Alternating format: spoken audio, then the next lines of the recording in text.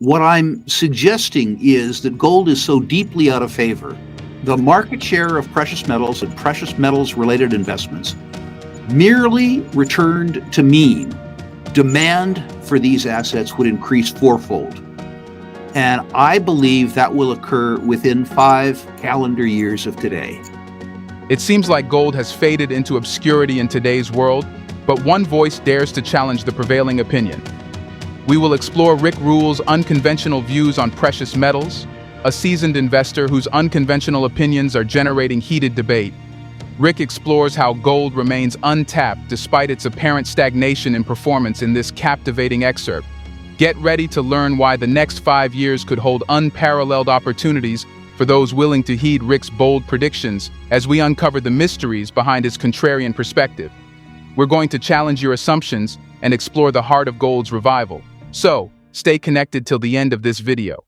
Do you think that the Russia-Ukraine conflict ends sometime soon? And do you believe that there's going to be a global recession?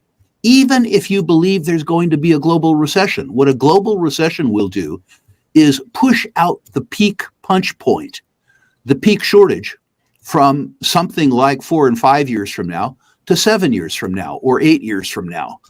So in terms of inflation-adjusted returns, the arithmetic suggests that the oil and gas companies are cheap, and they have proven to be effective inflation hedges.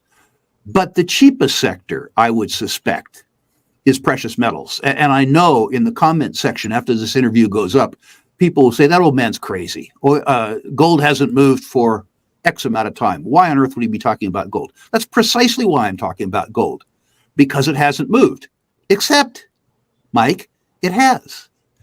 When people ask me when gold is going to move, I say I made substantial additions to my gold holdings in 1998. And it is true for 2 years that the gold price didn't move except for down. But since 1998, the gold price has moved from $256 an ounce to $2,000 an ounce, which is to say an 8 or 8.5% compounded gain for 24 years. When's gold going to move? Well, over the last 2 decades. My suspicion is that the moves become more pronounced in the next 5 years than they have been in the last 20 years.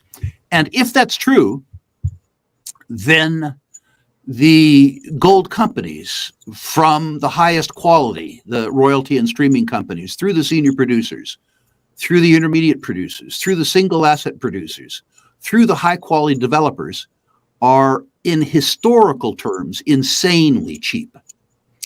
And I'm not suggesting that your listeners put 100% of their net worth in expensive penny dreadfuls. What I'm suggesting is that gold is so deeply out of favor that the market share of precious metals in the United States, the largest savings and investment market in the world, is less than 0.5%, which is to say less than 0.5% of savings and investment assets in the United States are denominated in precious metals. The 40-year mean market share of precious metals is 2%. If the market share of precious metals and precious metals related investments merely returned to mean, demand for these assets would increase fourfold. And I believe that will occur within 5 calendar years of today. It's estimated by JP Morgan Chase, and it's only estimated because they didn't have data going back that far, that the market share of precious metals and precious metals related assets in 1981 exceeded 6% versus 0.5% today. That's speculative. You don't need to say that demand is going to increase 12-fold. Increasing fourfold is certainly enough to reward investors and speculators. I find most investors in the world can't spell gold, despite the fact that it's a 4-letter word. Your listeners are probably more sophisticated with regards to that. But the truth is that I think that the disfavor that gold and silver find themselves in is a rear view mirror disfavor.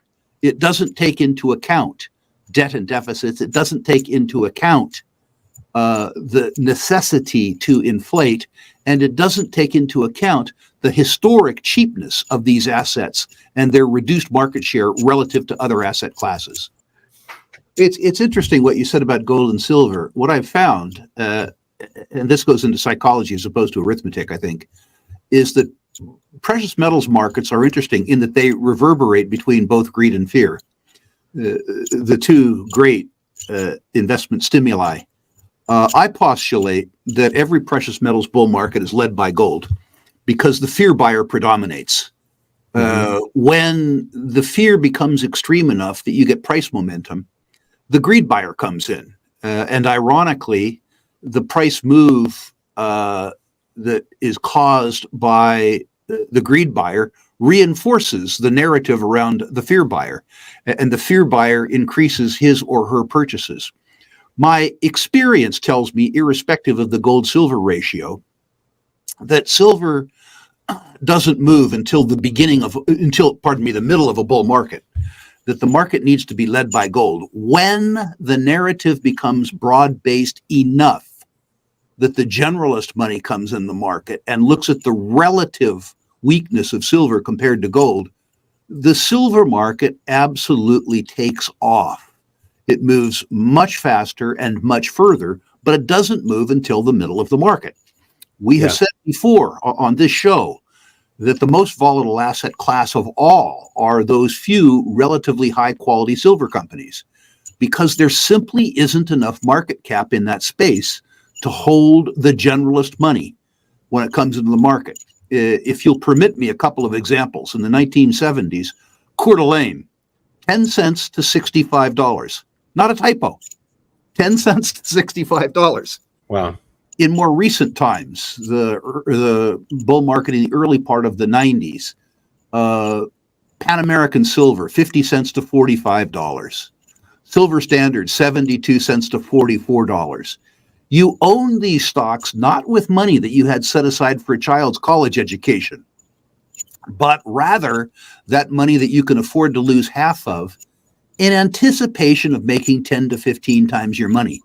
People who are listening to this discussion, please use money that you can afford to lose half of without it changing your decision as to what to have for breakfast. That comment doesn't apply to buying gold bullion or silver bullion.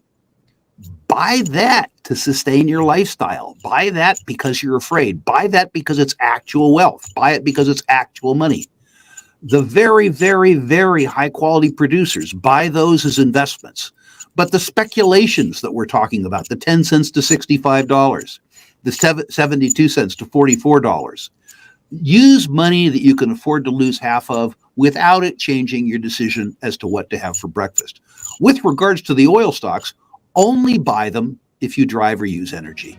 As we wrap up our exploration of gold's resurgence with Rick Rule, it's evident the future of precious metals holds untapped promise.